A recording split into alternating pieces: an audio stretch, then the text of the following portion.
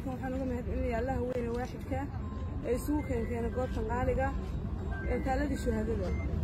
aad iyo aad baan maanta u faraxsanahay maalintii labadaa wiiliga dhimanay aad baan u nafsanaa xaqiiqatan inankaas gacmahaygaan ku gura maskaxdiisa iyo dhiiggiisa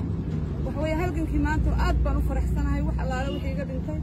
ilaahay waxaan u bariyaa intii dhimatay inuu naxariisto ee halgankaa dhammaan ku dhimatay inta dhaawacana ilaahay uu boogadhayo qofta idinla hadlaysa waa janaraal ubax waataani dhiigga carruurtaydu soodha iyo biyo noqon maayo dhiigga waxa weeye haldoorka dhallinyarada jaamiciyiinta ee dhulka ku qubanayo waxa weeye dhiiggooda soodha noqon maayo waxa weeye raggii dhulbahante ee daraawiishta ee diyaaradda waranka horta weymanayaan muuse wad helaysaa waxaad hesheen ciyaalkii haddana waxaa yimid daarood oo dhan ama harti oo dhan hiil walaa aad iyo aad baan u faraxsanahay waxa weeyaan maanta ilaahay waxaan ugu mahadcelinayaa goobtan aan joogo intaas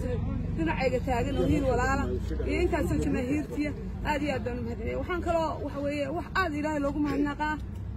jamhaddii argagixisada ahayd ee SLM sool iyo sanaag iyo cayn gooj cadda god la yidhaahda bay noogu urursayn afarta koonana waanu ka taaganahay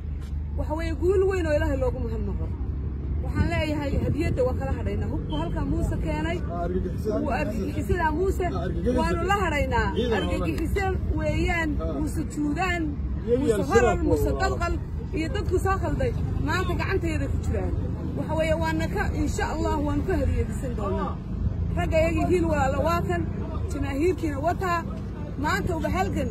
ama jarnaal ubax guul baan joogaa baan ku wuri waxa weeyaan ilaahay wax loogu mahadnaqaan joogaa naag rag iyo rabbi labaan oo doobinayso darwishada walaayaheedna garab taagan yihiin waxaan leeyahay alhiil allah diyo sanadka horena waa idin dibna waa idin yidhi hooyooyinka musujuudaan oo gobleyna ka saaro dubuciya hargeysa ciidankaaga haddaadan geynayn hubkuna waa qaniimad iyaguna waa nukuufa assalaamu calaykum waraxmatullahi wabarakatu